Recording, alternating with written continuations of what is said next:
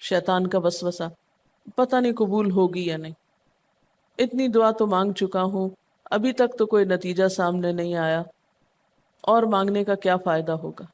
کیا واقعی دعا مانگتے ہوئے یہ وسوسہ نہیں آتا سب کو؟ یا یہ مایوسی کی کیفیت نہیں آتی، میری تو نہیں سنی جا سکتی، معلوم نہیں وہ کون خوش قسمت ہیں جن کی دعائیں سنی جاتی، اس لیے چلو کسی اور سے کہہ دیتے ہیں وہ میرے لیے دعا کر دے، اپنے لیے خود کیا کرنا۔ تو شیطان ہمیشہ دعا مانگنے کے عمل میں رخنا ڈالتا ہے، خلل پیدا کرتا ہے، کیونکہ دعا ایک ایسا عمل ہے جو اللہ اور بندے کے درمیان ایک محبت کا تعلق پیدا کرتا ہے، ایک اپنائیت کا تعلق پیدا کرتا ہے، ایک تقرب کا تعلق پیدا کرتا ہے۔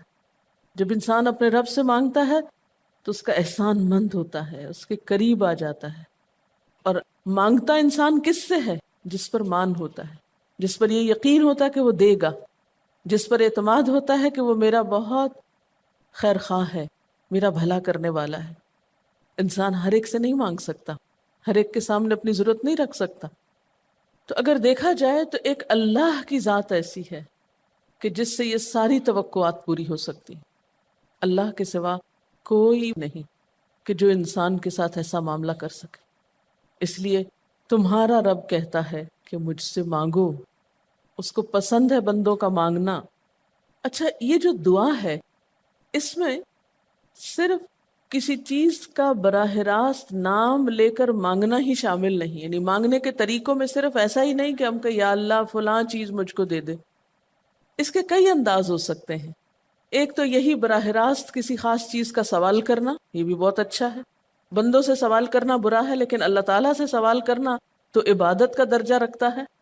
یعنی کتنا پیار آتا ہے نا اللہ تعالیٰ پہ کہ ضرورت ہماری ہے اور ہمارے اس مانگنے کے عمل کو بھی عبادت کہہ رہے ہیں، کیونکہ ایک تعلق ہے نا، وہ وقت اس کی یاد میں گزرتا ہے، اس کی طرف متوجہ ہو کر گزرتا ہے، اس لیے وہ وقت بھی عبادت بن جاتا ہے، وہ عمل بھی عبادت ہو جاتا ہے۔ تو ایک تو یہ کہ جیسے ہم سوال کرتے ہیں اللہم انی اسألک کہہ کے دعا مانگتے ہیں، یہ جتنی مسنون دعا میں آپ نے دیکھا ہوگا اسألک برابر سوال کا لفظ ہے۔ لیکن کچھ دعائیں ایسی ہوتی ہیں جس میں سوال نہیں کیا جاتا، صرف اللہ تعالیٰ کی حمد و ثنا کر دی جاتی ہے، جیسے حضرت ایوب علیہ السلام نے کہا تھا انی مسنی الضر وانت ارحم الراحمین۔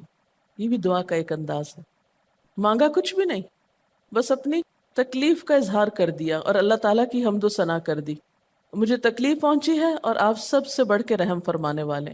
یہ بھی نہیں کہا آپ رحم فرمائیے، کہ آپ تو سب سے بڑھ کے رحیم ہیں اور میری تکلیف آپ جانتے ہیں۔ یہ بھی ایک سٹائل ہے۔ اسی طرح کوئی ذکر کر دینا، مثلا استغفار پڑھنا۔ اب استغفار پڑھنے والے کے لیے کتنی خوشخبریاں ہیں کہ اس کا ہر مسئلہ آسان ہو سکتا ہے اس کی وجہ سے۔ خیر اس میں تو بخشش کی طلب ہوتی ہے، ایک طلب کا انداز ہے، لیکن استغفار جو ہے وہ عام دعا سے ذرا مختلف ہے۔ اسی طرح درود شریف پڑھنا، اس میں اپنے لیے تو آپ کچھ بھی نہیں مانگ رہے ہوتے، نبی صلی اللہ علیہ وسلم کے لیے مانگ رہے ہیں، لیکن وہاں کیا ہو رہا ہے کہ جب آپ ان کے لیے رحمت کی دعا مانگتے ہیں اللہ تعالیٰ آپ پہ 10 رحمتیں فرماتے ہیں۔ یہ بھی ایک مانگنے کا انداز ہے۔ اب درود شریف پڑھنا جو ہے باعث برکت بھی ہے، عبادت بھی ہے، ذکر بھی ہے اور ایک طرح کی دعا بھی ہے۔ اسی طرح بعض اذکار کے آپ نے کتنے فائدے دیکھیں، صبح شام کی دعاؤں میں آپ دیکھیے آپ پڑھتے ہیں بسم اللہ الذی لا یضر مع اسمہ شیء فی الارض ولا فی السماء وہو السمیع العلیم۔ یہ صرف ذکر ہے، اس میں آپ مانگ تو کچھ نہیں رہے، لیکن کتنی فضیلت ہے اس کی کہ جو شخص یہ دعا پڑھے گا اس کو کوئی چیز نقصان نہیں دے گی۔ اس میں آپ یہ نہیں کہہ رہے کہ یا اللہ میں تجھ سے سوال کرتا ہوں کہ ہر نقصان دہ چیز کو مجھ سے دور کر دے، نہیں۔ پھر اسی طرح اللہ تعالیٰ کی حمد و ثنا کے جو کلمات ہیں، مثلا لا الہ الا اللہ وحدہ لا شریک لہ لہ الملک ولہ الحمد وہو علی کل شیء قدیر۔ عرفات کی حدیث میں آتا ہے کہ آپ نے فرمایا کہ عرفات میں میری دعا اور مجھ سے پہلے انبیاء کی دعا یہ کلمہ ہے، یہ لا الہ الا اللہ۔ اب اگر دیکھا جائے تو اس میں تو کوئی دعا کی بات نہیں، یہ تو صرف اللہ کا ذکر ہے۔ تو یہ بھی مانگنے کا ایک طریقہ ہے، ہم مانگے کچھ نہیں، بس صرف ذکر کرتے رہیں اس کا بیٹھ کے۔ اسی طرح آپ دیکھتے ہیں کہ طواف کے دوران آپ کیا پڑھتے تھے، سبحان اللہ والحمد للہ ولا الہ الا اللہ واللہ اکبر۔ اب یہ دعا تو نہیں، یہ تو ذکر ہے اللہ کا۔ تو اللہ تعالیٰ کا ذکر کرنا، اس کی کتاب کی تلاوت کرنا، اس کو پڑھنا، علم حاصل کرنا، یہ ایسے اعمال ہیں کہ جن میں مشغول ہو کر انسان کے لیے کائنات کی ہر چیز دعائیں کرنے لگتی، طالب علم کے لیے بہت سی مخلوق دعائیں کرتی. آپ مشغول ہو گئے کسی اور کام میں، خدمت خلق میں یا علم حاصل کرنے میں، اور اللہ تعالیٰ کی مخلوق شروع ہو گئی آپ کے لیے دعائیں کرنا. عرش والے فرشتے آپ کے لیے دعائیں کرنے لگتے ہیں اگر آپ ایمان لا کر اچھے کام شروع کر دیں. تو اللہ سے مانگنے کے مختلف انداز ہیں، ڈائریکٹ مانگنا بھی اور مختلف عبادات کرنا بھی. اسی طرح وَاسْتَعِینُوا بِالصَّبْرِ وَالصَّلَاةِ، مدد مانگو صبر اور نماز سے. ٹھیک ہے، نماز میں انسان بہت سی دعائیں پڑھتا ہے، لیکن اگر مشکل وقت میں انسان صبر کے ساتھ نفل پڑھ کے اللہ تعالیٰ کا ذکر کرے اور اس کو سمجھ نہ بھی آئے کہ کیا دعا مانگو، کیونکہ بعض پریشانیاں ایسی ہوتی کہ انسان منہ سے کچھ نکال بھی نہیں سکتا، تو یہ نماز بھی کافی ہو جائے گی. وَقَالَ رَبُّكُمُ ادْعُونِي، اور تمہارا رب کہتا ہے مجھے پکارو. اور پکارنے کے کئی انداز ہیں. دل ہی دل میں پکارنا بھی آتا ہے، چپ کے پکارنا بھی آتا ہے، اونچی آواز سے پکارنا بھی آتا ہے، اکیلے پکارنا بھی آتا ہے، سب کے ساتھ مل کے دعا کرنا بھی آتا ہے. کوئی دعا مانگ رہا ہو تو آمین کہنے سے بھی بات بن جاتی.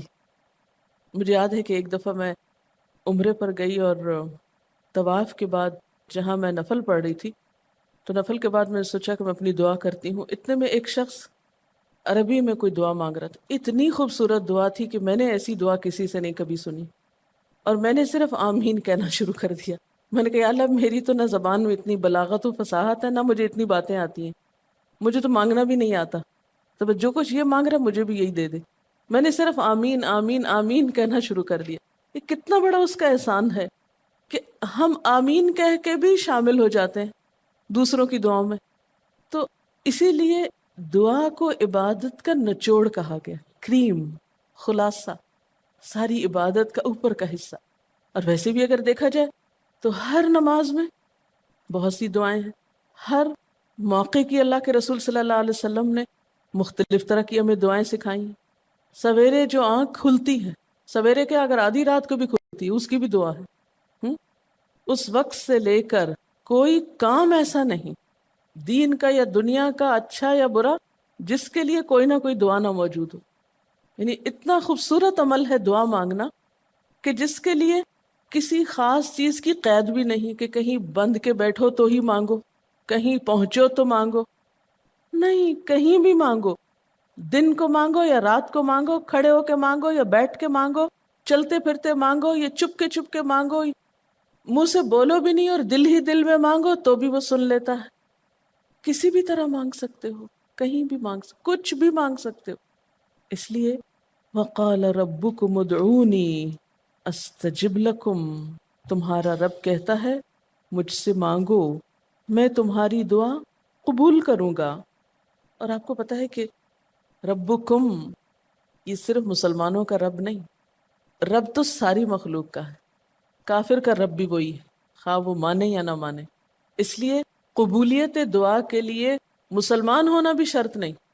اگر کوئی کافر بھی اللہ کو پکارتا ہے، اپنے رب کو پکارتا ہے، تو وہ اس کی بھی سنتا ہے. اور خصوصاً اگر وہ مظلوم ہو، کسی نے اس پہ ظلم کیا ہو، تو وہ فریاد فوراً اوپر پہنچتی ہے، خواہ وہ مسلمان نہ بھی ہو. اس لیے یہ جو دعائیں ہیں یہ آپ سب کو بتا سکتے ہیں، مسلم نان مسلم سب کو سکھا سکتے ہیں، تاکہ وہ اپنے رب کو پکارے اور رب ان کو ہدایت دے. اور پھر آپ دیکھیں گے کہ دعا کے ذریعے جو اللہ تعالیٰ پر اعتماد بیٹھتا ہے، اور اگر وہ خصوصاً یہ کہ جلدی قبول ہو جائے، تو اس وقت جو ایک خصوصی شکر کی کیفیت آتی ہے. لیکن یہ کہ مایوس نہیں ہونا. بات میں یہ کر رہی تھی کہ اس کے لیے کوئی شرط نہیں کہ کوئی شخص بہت نیک مسلمان ہو یا بہت اچھا مسلمان ہو، وہ تو گناہ گاروں کی بھی سنتا ہے. اس لیے بعض اوقات لوگ جب مایوس ہونے لگتے ہیں نا کہ ہم تو بہت گناہ گار ہیں، ہماری نہیں سنی جائے گی، تو انہیں مایوس نہیں ہونا چاہیے. مایوس ہو کے کہاں جائیں گے سننے؟ کس سے مانگنے جائیں گے؟ ان کو بھی پکارنا چاہیے، خواہ کوئی کیسے بھی گناہ میں ڈوبا ہوا، کیسی بھی حالت میں ہو، اور اس کے لیے بھی مانگنا چاہیے. حتیٰ کہ کافر جب تک زندہ ہے، اس کی صحت کے لیے، اس کی ہدایت کے لیے، اس کی خیرخواہی بھلائی کے لیے بھی آپ خوب دعائیں مانگ سکتے ہیں. آپ صلی اللہ علیہ وسلم ابو جہل کے لیے بھی دعا کرتے تھے، یا حضرت عمر کے لیے کہتے تھے کہ ان دونوں میں سے کسی ایک کو تو ضروری ہدایت دے. تو دعا ہر حال میں فائدہ دیتی ہے. ان مصیبتوں میں بھی فائدہ دیتی ہے جو اتر چکی ہیں، ان میں بھی دیتی ہے جو نہیں اتری. دعا تو ابلیس کی بھی قبول ہوئی تھی. اس نے قیامت تک زندگی کی دعا مانگی تھی، اس کی بھی قبول کر لی گئی. اس نے کہا تھا قال انظرنی الی یوم یبعثون، قیامت تک کے لیے مجھے مہلت دے کہ میں انسانوں کو بھٹکا سکوں. تو اللہ تعالیٰ نے کہا جاؤ، تمہیں مہلت دی گئی. اس لیے یہ خیال تو اپنے دل سے سب نکال دیں کہ ہماری دعا نہیں قبول ہوتی. سب کی ہو سکتی، شرط یہ ہے کہ آپ واقعی دعا مانگ رہے ہوں. ہاں، جو غافل دل سے مانگے اس کی نہیں قبول ہوتی، کیونکہ وہ مانگ نہیں رہا، وہ تو بس صرف ایک فرض پورا کر رہا ہے. وہ بظاہر دیکھنے میں مانگنے کا عمل نظر آ رہا ہے لیکن حقیقت میں مانگ نہیں رہا. تو حدیث میں آتا ہے کہ اللہ تعالیٰ غافل دل کی دعا نہیں قبول کرتا. بس کچھ ادب یہ ضرور سکھائے گئے کہ انسان قطع رحمی کی دعا نہ کرے، گناہ کی دعا نہ کرے، غلط کاموں کی دعا نہ کرے، اور پھر ساتھ یہ کہ دعا کرنے کے بعد مایوس نہ ہو، دعا میں جلد بازی نہ کرے، کیونکہ اللہ تعالیٰ نے قبولیت دعا کا وعدہ کر رکھا ہے. استجب لکم، میں قبول کروں گا تمہاری دعائیں. ہاں، یہ ضرور ہے کہ قبولیت کی شکلیں مختلف ہوتی ہیں. بعض اوقات تو انسان کو بالکل وہی مل جاتا ہے جو وہ چاہتا ہے، بعض اوقات وہ نہیں ملتا جو وہ چاہتا ہے، بلکہ وہ دے دیا جاتا ہے جو اس کو زیادہ ضرورت ہوتا ہے. یعنی ہمارا تو علم اتنا محدود ہے نا، ہم ایک چیز مانگ رہے ہوتے ہیں جو ہمارے حق میں کوئی زیادہ اچھی نہیں ہوتی. اللہ تعالیٰ ہمارے لیے ہم سے بڑھ کر مہربان ہے، وہ ہمیں وہ نہیں دیتا بلکہ وہ دیتا ہے جو ہمیں اس سے زیادہ فائدہ دے سکتا ہے. اگر آپ اپنی گزشتہ زندگی کی دعاؤں پہ ایک نظر ڈالیں تو ہم کتنی چھوٹی چھوٹی چیزیں مانگتے رہے ہیں اور اللہ تعالیٰ نے ہمیں اس سے بڑھ کر عطا کیا ہے. ہم سب کو جو اللہ تعالیٰ نے دین کی سمجھ دی یا دین کو سیکھنے کا شوق دیا، ضروری نہیں کہ ہم سب نے یہ مانگا ہی ہو کہ اللہ تو ہمیں موقع دینا اپنے دین کو سیکھنے کے لیے، سکھانے کے لیے. لیکن یہ ضرور ہو سکتا ہے کہ ہم زندگی میں کچھ اور مانگتے رہے اور ہمیں وہ نہیں ملا، یہ نعمت مل گئی اور وہ ہمارے حق میں زیادہ بہتر ہو گئی. اور یہ ہو سکتا تھا کہ ہمیں وہ چیز مل جاتی اور آج ہم اس چھوٹی سی چیز کو لے کر اس کا شوق بھی پورا کر چکے ہوتے، اس کی ساری اٹریکشن ختم ہو چکی ہوتی. کیونکہ دنیا کی کوئی چیز ایسی نہیں جس کی اٹریکشن ختم نہ ہو جائے یا جس کی ویلیو گھٹ نہ جائے، جو پرانی نہ ہو جائے. لیکن قرآن کا علم ایک ایسا علم ہے جو ہر دم نیا لگتا ہے، ہر دم زندگی دیتا ہے، خوشی دیتا ہے، سکون دیتا ہے، ایک راحت ملتی ہے. یہ پرانا نہیں ہوتا. پھر اسی طرح یہ بھی ہوتا ہے کہ بعض اوقات انسان کی کوئی آفت ٹال دی جاتی. آپ مانگ رہے ہیں رزق، تو وہ رزق میں برکت تو نہیں ہوتی مثلا، لیکن کوئی بیماری آپ سے ٹال دی جاتی کہ خدا نہ خواستہ آپ کو اگر مال مل بھی جائے اور ایسی بیماری لگ جائے کہ سارا مال اس میں ڈوب جائے تو مال بھی گیا اور تکلیف الگ. تو اللہ تعالیٰ اپنی رحمت سے آپ کو زیادہ مال تو نہیں دیتے مگر وہ بہت بڑی بلا سے محفوظ رکھتے ہیں، کسی حادثے سے بچا لیتے ہیں، کسی ایسی پریشانی سے بچا لیتے ہیں کہ جس میں آپ کا سب کچھ ہی کھپ جاتا. کیونکہ ہمارے پاس کوئی رائٹ تو نہیں ہے، ہم کو ڈیزرو تو نہیں کرتے کہ ہر وقت ہم امن و امان میں رہیں. ہمارے اپنے گناہوں کی بدولت، کئی بیرونی اسباب کی بدولت کوئی مشکل، کوئی حادثہ، کوئی مصیبت کسی بھی وقت آ سکتی جو دنیا میں مختلف لوگوں پر آتی رہتی. ہم ہر امن ڈیزرو تھوڑی کرتے ہیں، یہ تو اللہ کی عنایت اور رحمت اور نعمت ہے کہ وہ جو ہمیں دیے ہوئے یہ. اور یہ عین ممکن ہے کہ ہم کوئی اور دعا مانگتے ہوں اور اللہ تعالیٰ اس کی بجائے ہمیں عافیت میں رکھے ہوئے ہو، ایک پرسکون زندگی دیے ہوئے ہیں ہمیں کہ ہمارے ہاتھ پاؤں سلامت ہیں، ہم بول سکتے ہیں، ہم دیکھ سکتے ہیں، ہم کھا پی سکتے ہیں، ہم چل پھر سکتے ہیں، ہم کسی کے محتاج نہیں ہیں. کتنا بڑا احسان ہے اس کا. اس لیے اگر کوئی دعا وقتی طور پر بعین ہی قبول نہیں ہوتی، بعین ہی کا کیا مطلب ہے؟ ایز اٹ از، جس طرح ہم چاہتے ہیں، تو بھی کوئی بات نہیں، صبر کرنا چاہیے. لیکن یہ نہیں سوچنا چاہیے کہ نہیں اللہ تعالیٰ دعا نہیں سنتا. ایک اور جگہ پر بھی فرمایا وَإِذَا سَأَلَكَ عِبَادِي عَنِّي فَإِنِّي قَرِيبٌ أُجِيبُ دَعْوَةَ الدَّاعِ إِذَا دَعَانِ فَلْيَسْتَجِيبُوا لِي وَلْيُؤْمِنُوا بِي لَعَلَّهُمْ يَرْشُدُونَ. جب میرے بندے آپ سے میرے بارے میں سوال کریں تو آپ بتا دیجئے کہ میں قریب ہوں، بہت قریب ہوں. اجیب دعوت الداعی، میں پکارنے والے کی پکار کا جواب دیتا ہوں. استجب لکم، قبول کرتا ہوں. یہ ایسے دل کے بہلانے کے لیے نہیں کہا گیا، یہ حقیقت ہے، یہ سچ ہے، اس پر ہمارا ایمان اور یقین ہونا چاہیے پختہ، اور اس کو چھوڑ کر اوروں کے پاس نہیں جانا چاہیے، کسی اور سے نہیں مانگنا چاہیے، صرف اسی سے مانگنا چاہیے، کیونکہ یہ عبادت بھی ہے اور پھر وہ ہر چیز دینے کے قابل بھی ہے، اس کی قدرت، اس کا علم، اس کی رحمت ہر چیز پہ چھائی ہوئی ہے، اس لیے اس سے مانگتے چلے جاؤ، اور پھر کبھی ایک انداز سے، کبھی دوسرے انداز سے، کبھی تیسرے انداز سے، لیکن اس سے ہمیشہ اچھی امید رکھو، لا تقنطوا من رحمت اللہ۔ لیکن اس کے ساتھ ساتھ ہمیں کچھ فارمل آداب بھی سکھائے گئے ہیں، ایٹ ٹائمز ان کا بھی لحاظ رکھنا چاہیے، یعنی ہر وقت دعا مانگنے کے لیے فارمل انداز اختیار کرنے کی ضرورت نہیں ہے۔ مثلا صبح شام کے اذکار ہیں، چلتے پھرتے آپ پڑھ سکتے ہیں، اب مثلا باتھ روم میں داخل ہونے کی دعا ہے تو اب آپ پہلے سے تسبیح اور درود شریف تو نہیں اس کے پڑھیں گے، یا نکل کے وہ ساری فارمیلٹیز تو نہیں پوری کریں گے جو دعا کے اول آخر کی جاتی ہیں عموماً جب فارمل دعا مانگی جاتی۔ تو ایٹ ٹائمز آپ بس ڈائریکٹ دعا مانگ لیں، ایٹ ٹائمز آپ پوری فارمیلٹیز کے ساتھ مانگ لیں، اور اس میں آپ دیکھیے کہ فارمل دعا مانگنے کا طریقہ کیا ہے کہ اللہ تعالیٰ کی حمد و ثنا سے شروع کیا جائے، نبی صلی اللہ علیہ وسلم پر درود بھیجا جائے، پھر اسی طرح یہ ہے کہ دعا میں عاجزی ہونی چاہیے، مانگنے کا انداز غالب ہونا چاہیے، شعر کے انداز میں چیخ چلا کے دعا نہیں مانگنی چاہیے، یا تقریر کے انداز میں دعا نہیں مانگنی چاہیے، امید اور خوف کے درمیان اعتدال کے ساتھ، پھر اسی طرح یہ کہ دعا میں مبالغہ آرائی نہیں کرنی چاہیے، پھر اسی طرح کچھ چیزیں ایسی ہیں کہ جن کا اگر اہتمام کبھی ہو سکے، کبھی کبھار تو بہت اچھا ہے، اور خصوصی جو قبولیت کے اوقات ہیں ان کا لحاظ رکھتے ہوئے ان مواقع سے فائدہ اٹھانا چاہیے، مثلا رات کے تیسرے حصے میں یعنی سحر کے وقت، پھر اسی طرح اذان اور اقامت کے درمیان، صف میں کھڑے ہو کر، صدقہ کرنے کے بعد، کوئی بھی نیکی کا کام کرنے کے بعد، عصر کی آخری گھڑی میں، جمعے کے دن ایک خاص گھڑی میں، سجدے میں دعا، رات کو آنکھ کھل جانے پہ دعا، امر بالمعروف اور نہی عن المنکر کے بعد دعا، تلاوت قرآن کے بعد دعا، عرفہ کے دن کی دعا، رمضان کے مہینے میں خصوصاً روزہ افطار کرتے وقت دعا، پھر عادل امام کی دعا، مسافر کی دعا، بارش کے وقت کی جانے والی دعا، یہ خاص قبولیت کے اوقات اور اسباب ہیں، پھر اتحیات اور درود شریف کے بعد کی جو دعا ہے جو ہم بیٹھ کے نماز کے آخر میں پڑھتے ہیں، یہ بھی صرف رب جعلنی تک ہی نہیں بلکہ اس سے زیادہ دعائیں بھی ہیں۔ پھر اسی طرح جب اللہ تعالیٰ پر بہت پیار آ رہا ہو، بہت دل اس کی طرف متوجہ ہو، کیونکہ اللہ تعالیٰ غافل دل کی دعا نہیں سنتے، تو جب دل بہت متوجہ ہو تو فوراً دعا کے بھی فائدہ اٹھا لیں۔